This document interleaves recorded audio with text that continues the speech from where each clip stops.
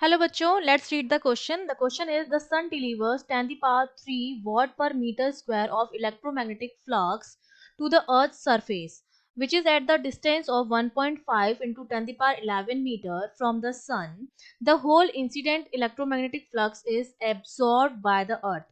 पूरा का पूरा जो फ्लक्स है वो एब्जॉर्ब हो जाता है अर्थ के द्वारा. Then the total electromagnetic power of the sun is, तो सन की टोटल इलेक्ट्रोमैग्नेटिक पावर जो है वो कितनी होगी वो आपको बतानी है.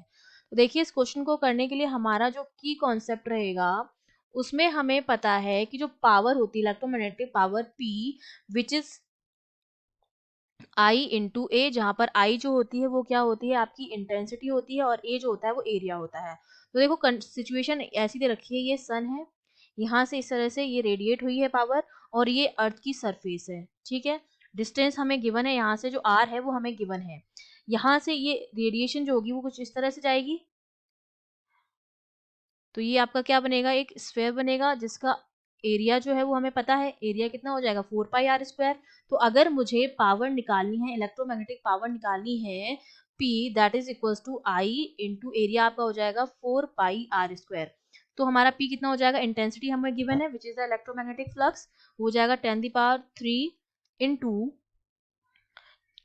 4 इंटू पाई की वैल्यू होती है 3.14 इंटू आर. डिस्टेंस हमें गिवन है 1.5 इंटू 10 की पावर 11 का स्क्वायर.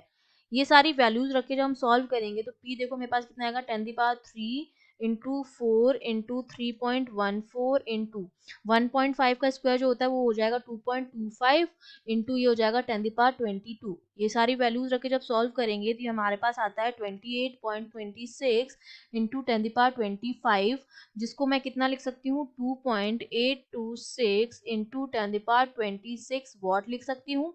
तो हमारे पास जो इलेक्ट्रोमैग्नेटिक पावर आई है वो इतनी आई. हमें जो ऑप्शंस दे रखे हैं वो गलत ऑप्शंस हैं. हमारे पास जो ये सी ऑप्शन है इसमें 5.6 ना होकर 2.826 होगा, और जो पावर है वो हमें एग्जैक्टली सेम दे रखी है. तो सी ऑप्शन जो हो जाएगा उसमें 5.6 की जगह 2.826 इंटू 10 की पावर 26 वॉट जो हो जाएगा वो हमारा आंसर हो जाएगा. I hope you understood well. All the best.